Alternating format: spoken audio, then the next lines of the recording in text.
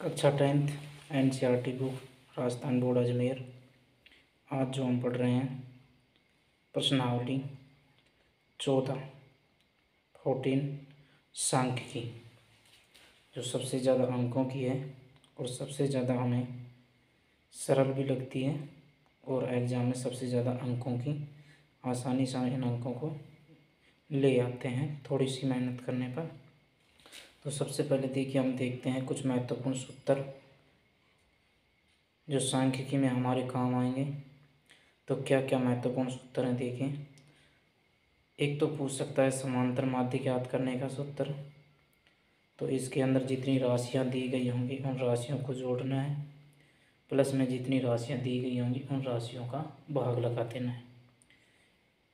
माध्य निकालना है तो sigma F I D I बटे में सिग्मा एफ गुना डी को करेंगे, उनका योग लेंगे, बटे में बारंबारता एफ का योग करके उसमें भाग लगा देंगे। अगर कल्पित माध्य हमें निकालना है तो A plus sigma F I D I बटे में सिग्मा एफ गुणा में एच। यहाँ ए बराबर दिया गया है कल्पित माध्यमान, sigma F I D I दिया गया है एफ गुना डी का गुणन कर कुल योग लेना है। सिग्मा एफ क्या दिया गया है बारंबारता का कुल योग, और एच होता है कोई भी दो पदों के बीच में अंतर। जैसे 110 से 120 के बीच में कितने का अंतर हो गया 10 का।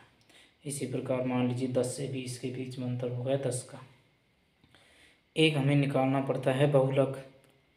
बहुलक के लिए देखिए क्या सूत्र होता है, एल प्लस बड़ा कोष्टक चालू F1 माइनस में F0 बटे में 2F1 माइनस में F0 माइनस में F2 कोष्टक बंद गुणा में H।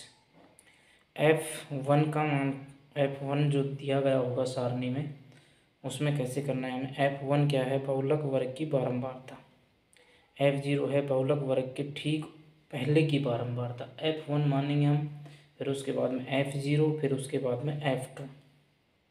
मतलब F2 जो होगा बहुलक वर्ग के ठीक बाद की बारंबारता।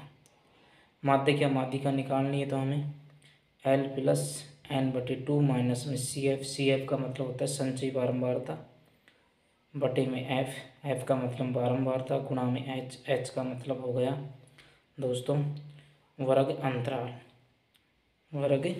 अंतराल। तो देखिए हमें इन क्वेश्चनों को किस प्रकार से करना है।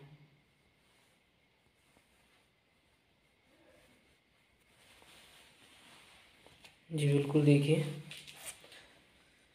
अब हम चलते हैं प्रश्नावली 14.1 पर। कुछ जो क्वेश्चन दिए गए हैं उनको निकालते हैं इन्हीं सूत्रों के माध्यम से। आपने देख लिया होगा अच्छी तरह से कि क्या क्या सूत्र हमारे काम में आएंगे। तो क्वेश्चन नंबर फर्स्ट हम देखते हैं।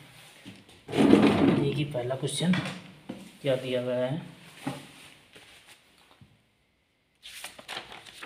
पहला क्वेश्चन हमारे पास में दिया गया है इस तरह से, विद्यार्थियों के एक समूह द्वारा अपने पर्यावरण सचेतना अभियान के अंतर्गत एक सर्वेक्षण किया गया जिसमें उन्होंने एक मोहल्ले के 20 घरों में लगे हुए पौधों से संबंधित निम्नलिखित आंकड़े एकत्रित किए। प्रति घर माध्य पौधों की संख्या ज्ञात कीजिए। मतलब कहने का ये है कि इसके अंदर हमें माध्य ज्ञात करना है। क्या ज्ञात करना है, माध्य ज्ञात करना है। तो माध्य ज्ञात करना है, तो माध्य ज्ञात करने के लिए एक साइड में हम लिख देते हैं क्या ज्ञात करना है दोस्तों, हमें ज्ञात करना है माध्य। क्या ज्ञात करना है, माध्य। तो देखिए इस तरह की सारणी हमें मिलेगी पहले से इस प्रकार की। जो प्रश्न में हमने आंगली लगाई यहाँ पे, उत्तर में हमें क्या करना है, एक नई सारणी बनानी पड़ेगी। तो देखिए हम इसको आपको सरल तरीके से बताते किस तरह से हमें निकालना है। सारणी में क्या करना है, सबसे पहले ये संख्याएं दी गई हमें पौधों की संख्या, तो हमें सबसे पहले पौधों की संख्या लिख लेनी होगी। क्या दी, पौधों की संख्या। तो इसमें लिखते हैं हम पौधों की संख्या और इनको x नाम दे देते हैं। इसमें जितने भी मान दिए गए सभी को लिख लेते हैं 0 से 2, 2 से 4, 4 से 6, 6 से 8, 8 से 10, 10 से 12 और 12 से 14, 12 से कितना 14। अब हमें घरों की संख्या दी गई, इसमें लिखते हैं हम घरों की संख्या, इसको हम दे देते हैं एफ बारंबारता। क्या नाम दे दिया? एफ। एफ के मान लिख देते हैं 1, 2, 1, 5, 6, 2 और 3। अब देखिए इसके आगे क्या करना है हमें, इन दोनों के बीच में हमें दोबारा से अंतर निकालना पड़ेगा। तो हम कह सकते हैं x का मान हमें चाहिए। किसका मान? x का। तो 0 प्लस में 2 जोड़ेंगे हम। क्या करेंगे? 0 प्लस में 2 जोड़कर उसमें 2 का भाग लगाएंगे, कितना आ जाएगा? 1। कितना आ गया? 1। इसी तरह से 2 प्लस में 4 जोड़ेंगे, उसमें 2 का भाग, 6/2। तो इस तरह हमारे पास में आ गया 3। इसी प्रकार 4 प्लस में 6 जोड़ेंगे, उसमें कितने का भाग? 2 का। तो ये आ गया हमारे पास में 5। इस तरह से दोस्तों दोनों पदों को जोड़ते जाएंगे और नीचे लिखते जाएंगे। 8 और 10 हो गया, 8 से 14, 14 का आधा हो गया 7, 16 का आधा हो गया हमारे 18, 18 का हो गया 9, यहाँ हो गया 22 का 11, यहाँ हो गया 26 का 13, 26 का कितना हो गया? 13। आगे अगली स्टेप में क्या करना है हमें? अगली स्टेप में हमें करना है डी का मान निकालना। डी बराबर एक्स माइनस में ए। एक्स माइनस में क्या मान लेंगे? ए। अब हमें देखिए यहाँ मानना पड़ेगा ए। मानना कि ए बराबर इनमें से किसी भी एक संख्या को ए मान लीजिए। 1, 2, 3, 4, 5, 6, 7 संख्या हैं, तो लगभग हम बीच का एक पद मान लेते हैं। और वो बीच का पद क्या मान लेते हैं हम? ए मान लेते हैं। और किस में से मानना पड़ेगा? वो हमें मानना पड़ेगा दोस्तों एक्स में से। तो हमने 7 मान लिया। कितना मान लिया? ए बराबर 7। ये कोई ज़रूरी नहीं कि आप 7 ही मानो, 5 भी मान सकते हो, 3 भी मान सकते हो, 9 भी, 11 भी, जितनी आपकी इच्छा करे उतना, लेकिन उसके बराबर में 0 आना चाहिए। अब देखिए एक्स माइनस में ए का मान कितना माना हमने? 7। तो एक बार हम निकाल के बताते हैं आपको। पहली स्टेप डी बराबर एक्स माइनस में एक्स का मान यहाँ देखिए कितना है? 1 है। 1 माइनस में 1 का मान कितना है? 7। 1 में से 7 गया माइनस का 6, तो ये बच गया माइनस का 6। अब 3 में से 7 गया तो माइनस का 4, 5 में से 7 गया तो ये माइनस का 2, ये बच गया 0। ये 9 में से 7 गया 2, 11 में से 7 गया तो 4, 13 में से 7 गया तो 6। इस तरह से हम निकाल लेंगे सारा। अब इससे अगली स्टेप में हमें क्या करना है?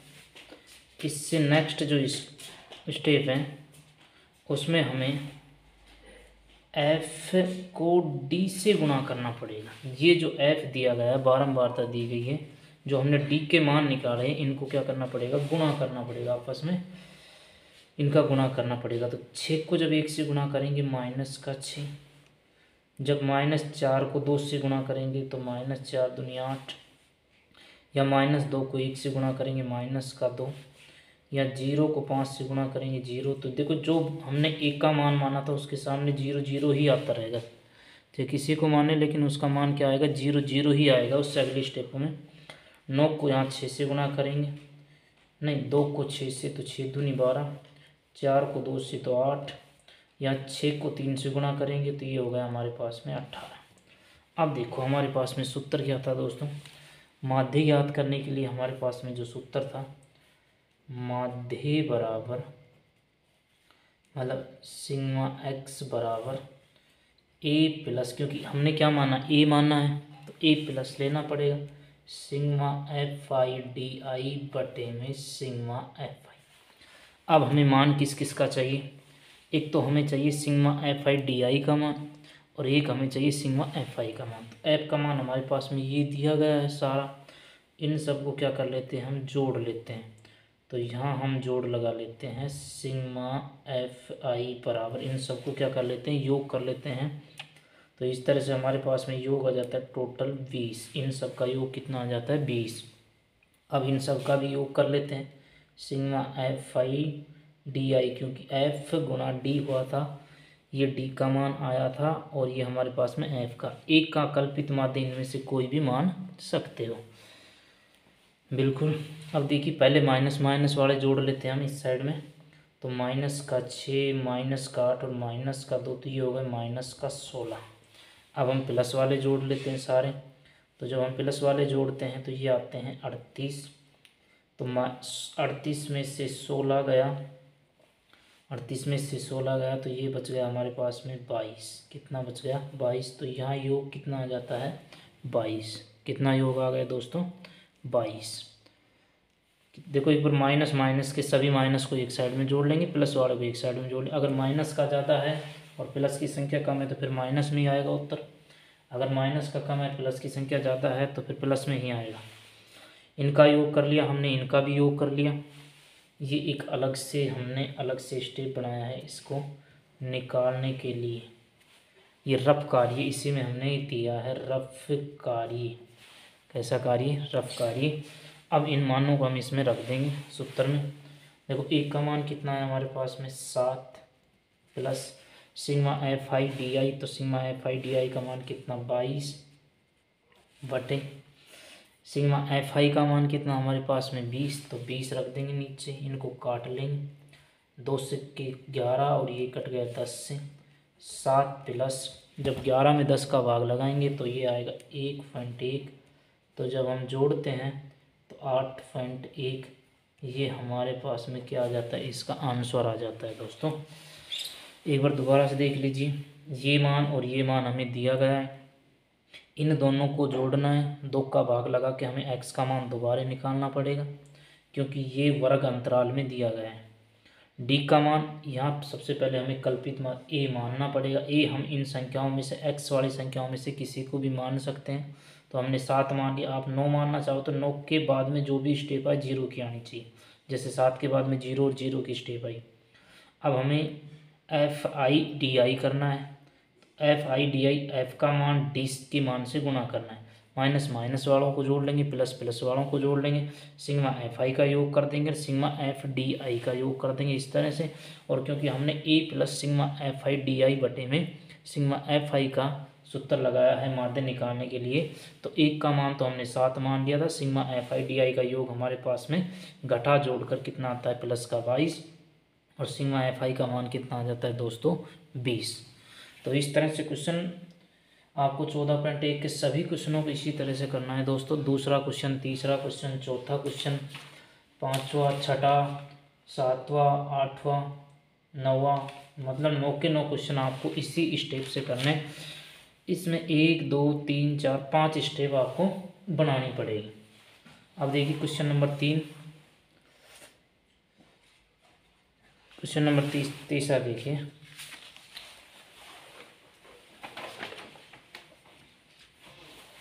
क्वेश्चन नंबर 2 आप स्वयं करें। क्वेश्चन नंबर 3 देखिए, इसमें थोड़ा सा क्या चेंज दिया गया है। इसमें दिया गया है हमें माध्य दिया गया है पहले ही। निम्नलिखित बंटन एक मोहल्ले के बच्चों का दैनिक जेब खर्च दर्शाता है और माध्य जेब खर्च दिया गया है 18। अतः इसके अंदर सिग्मा एफ आई का मान कितना दिया गया है? 18 रुपये दिया गया है। तो हमें माध्य निकालना है। तो माध्य निकालने के लिए पहले सूत्र लिखते हैं A plus sigma F I D I बटे में सिग्मा एफ आई। ठीक है, हम लिख लेते हैं जो सारणी हमें दी गई उसी प्रकार से। सबसे पहले हमें क्या दिया गया है? दैनिक जेब भत्ता। तो दैनिक जेब भत्ता इसको x मानते हैं। बच्चों की संख्या, बच्चों की संख्या को हम f मानते हैं। या हमें दोबारा से x निकालना है क्योंकि अंतराल आएगा। उसके बाद में डी एक्स माइनस में a, और उसके बाद में हमें क्या करना है? एफ आई और डी आई को क्या करना है? गुणा करना है। इसमें हमें क्या करना है? रफ कार्य। ये आप बना भी सकते हो, कोई ज़रूरी भी नहीं है। ये इससे अलग ही है, इससे क्या है? अलग है। ठीक है, तो सबसे पहले हम लिख लेते हैं 11 से 13 जो दिया गया है, 13 से 15, 15 से 17, 17 से 19, 19 से 21, 21 से 23, 23 से 25। अब हम बच्चों की संख्या में 7, 6, 9, 13, उसके बाद में एफ, उसके बाद में 5 और उसके बाद में 4। उसके बाद में कितना है, 4 है। एक्स का मान इन दोनों को क्या करना है, जोड़ना है दोस्तों। 11 प्लस में 13 को क्या करना है, जोड़ना पड़ेगा। तो 11 और 13 को जैसे हम जोड़ते हैं तो ये आ जाता है 24, और 24 में जब हम भाग लगाते हैं 2 का तो ये आता है हमारे पास में 12। ठीक है, अब इन दोनों को जोड़ लेते हैं 28, और 28 में हम भाग लगा 2 का तो ये आ जाता है 14। 17 और 15 को जब दोनों को जोड़ा जाता है तो 32, 32 को आधा किया तो 16। उसके बाद में 19, 17 को जोड़ा तो 36, 36 को आधा किया 18। ठीक है दोस्तों, अब इन दोनों को जोड़ते हैं 19, 21 का 40, 40 का आधा किया तो 20। यहाँ इन दोनों को जोड़ते हैं 21 प्लस में 23, 44, 44 का आधा किया तो 22, और यहाँ आ जाता है 24। कितना आ जाता है, 24। तो ये आपको स्टेप निकालनी आ गई होगी। वर्ग अंतरालों को जोड़कर कितने का भाग लगाना है, 2 का भाग लगाना ही लगाना पड़ेगा। ठीक है, अब देखिए डी में क्या करना है, हमें कोई भी एक का मान लेना है। तो सबसे पहले हम ए मान लेते हैं। ए बराबर, इनमें से कोई भी आप ए मान सकते हो। बीच का मानना चाहे तो हम कितना मान लेते हैं, 18 मान लेते हैं। कितना मान लेते हैं, 18। अब आपको करना क्या है, एक्स का मान कितना है, 12। 12 में से 18 गया तो 12 में से 18 गया माइनस का 6, माइनस का 4, माइनस का 2, लेकिन यहाँ कितना आना चाहिए, 0 आना चाहिए। उसके बाद 20 में से 18 गए प्लस का 2, प्लस का 4, और ये बच गया हमारे पास में 6। मतलब जैसी संख्या माइनस में आई है उसी प्रकार की प्लस में आती जाएगी। ठीक है, यहाँ देखो माइनस का 2, 4 और 6, फिर यहाँ से 2, 4, 6, मतलब यहाँ 2 का अंतर था तो यहाँ भी आप 2 का अंतर, 1 का निकालने के बाद में 2 का अंतर लिखते हुए चले जाओ। लेकिन देखना पड़ेगा आपको, कहीं 3 का भी अंतर मिल सकता है, कहीं 4 का भी मिल सकता है। सिग्मा एफ आई डी आई दोनों को गुणा करना है। डी ये दिया गया है, एफ ये दिया गया, इन दोनों को हमें क्या करना है, गुणा करना है। तो 7 छिंगी 42, 4 को करेंगे 6 से, 6 चौके 24, 2 को करेंगे 9 से, 9 दूनी 18। यहाँ 0 आएगा, जो हमने एक का मान माना है वहाँ कितना आएगा, 0।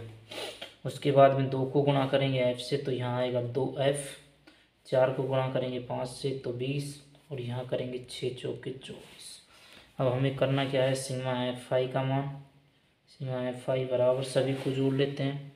सभी को हम जोड़ते हैं तो जोड़ने के बाद देखो 7 और 6 13, 13 26, 26, 26 के अंदर 9 जोड़ते हैं तो 35, 35, 40, 44, लेकिन एक एफ और बचा हुआ है तो हम लिख सकते हैं 44 प्लस में कितना, एफ, या फिर एफ प्लस हम कितना लिख सकते हैं, 44, क्योंकि एफ अलग है, एफ संख्या जुड़ नहीं सकती, अलग ही अंग्रेजी वन वाला का अक्षर है तो प्लस हो जाएगा एफ प्लस 44।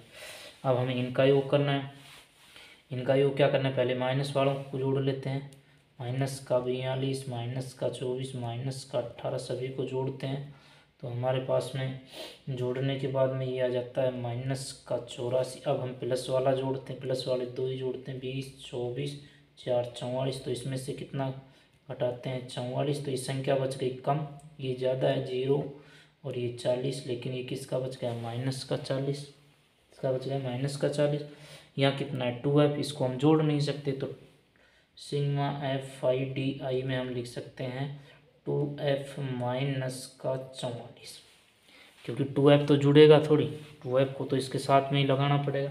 जब माइनस का 44 है तो माइनस ही आगे लग जाएगा इसमें, क्योंकि माइनस की संख्या आई 84 और प्लस की बच गई 44, तो माइनस के 84 में से प्लस के 44 है तो भी माइनस का 40 ही बचेगा। हाँ, अगर प्लस का 84 और माइनस का 44 होता तो फिर 40 प्लस के बच जाते। सभी मानों को क्या करना है, इसमें रख देना है, रख दीजिए। देखिए किस तरह से रखना है। एक का मान कितना दिया गया, सिग्मा एफ आई, एक का मान हमें दिया गया कितना, 18, plus sigma F I D I का मान 2f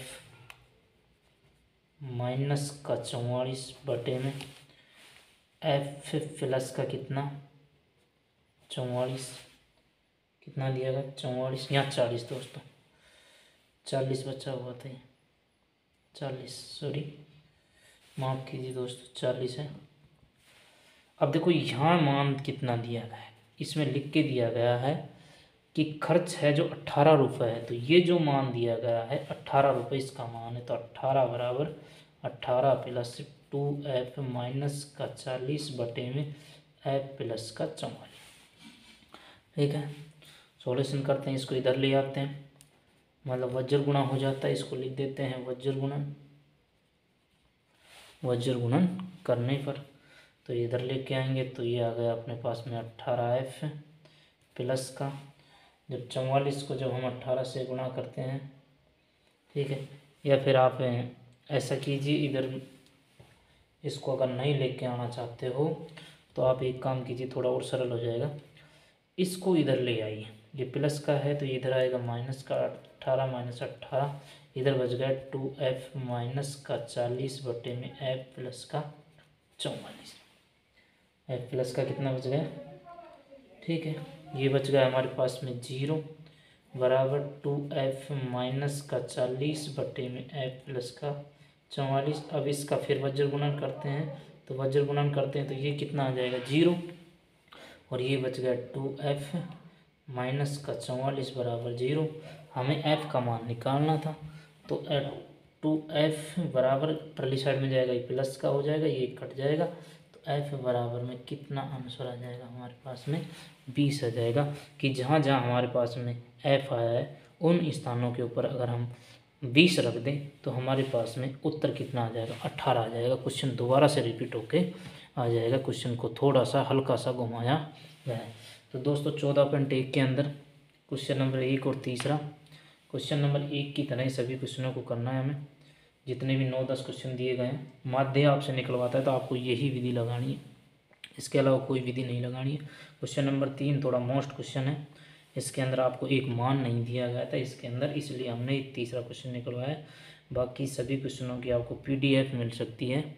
बाकी ये 2 क्वेश्चन के माध्यम से आप 14.1 को पूरे को निकाल लीजिए, यही विधि लगेगी। धन्यवाद दोस्तों वीडियो देखने के लिए। वीडियो को लाइक शेयर दोस्तों के साथ में शेयर ज़रूर कीजिए, लाइक कीजिए, सब्सक्राइब कीजिए, जिससे कि हमें आप तक और वीडियो पहुंचाने में और मोटिवेशन मिले और हम भी आप तक आसानी से इसी तरह से जुड़े रहें। धन्यवाद दोस्तों।